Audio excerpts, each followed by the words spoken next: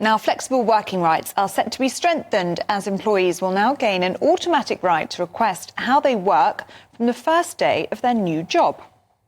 Is it going to encourage laziness in the workforce? Let's talk to Marilyn Devonish, who is a specialist remote and flexible working implementation consultant. Good morning to you. There will be a lot of people watching and listening to this right now who think this is a recipe for disaster. Well, good morning, and thank you so much for the invitation. I'm here to say I don't think it's a recipe for disaster when it is done correctly. It does actually work well for some people, doesn't it? Working from home, for a lot of people, means fewer distractions. Oh, absolutely. And there are, from the experience that I've had over the past 21 years, one of the things I've always cautioned people about is overworking, because there is a tendency for people to put in much longer hours, work a lot longer than they would do in the office. And so it's often the opposite. And of course, as with anything in life, you will always have people who do the opposite. But overall, it can have incredible benefits, both for the organisation and the employee. I mean, my concern with it, as much as the lazy side of it, because some people will skive out, and I say that, Marilyn, because that's exactly what I would do. I know what I'm like. But what do you say to those who have concerns about the fact you're not mixing with real people in a work environment? Because it's not only about the work you're doing, it's about how you're working if you're not mixing on that level.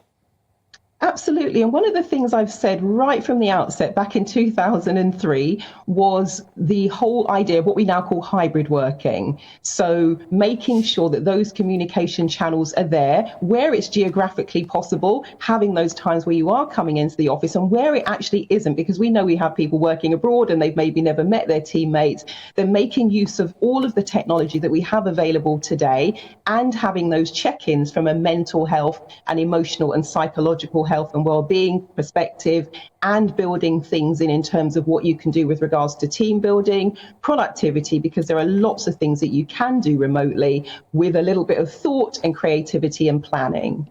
For lots of people, they didn't become familiar with work from home or remote working until about 4 years ago, at the start of the pandemic. It's only since then that it's become an option for people. So in that sense, you are very much, or you were very much ahead of your time, weren't you, back in 2003, kind of exploring this. But you have a very personal story, don't you, where it was essential for you.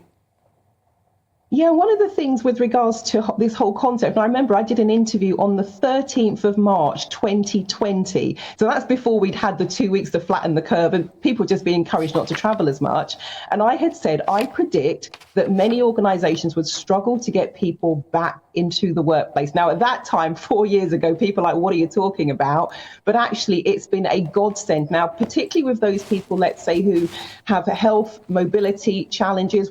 Everyone is now talking about the green agenda, of course. Now, for me to travel into the office, to be with you in the studio today, that would have been lovely. That would have been, 4 hours of my time? And let's not talk about the carbon footprint. So there are so many scenarios. And let me be clear, not everything lends itself to remote working, working from home, working from a different location. You want your bus driver at the wheel driving the bus.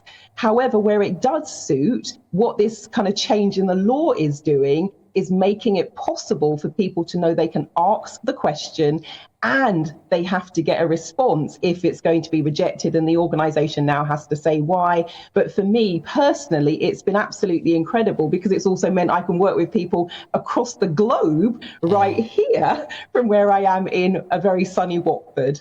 You mentioned people with mobility issues. I mean, I can see how it could be beneficial for people with some disabilities to have the option to work from home.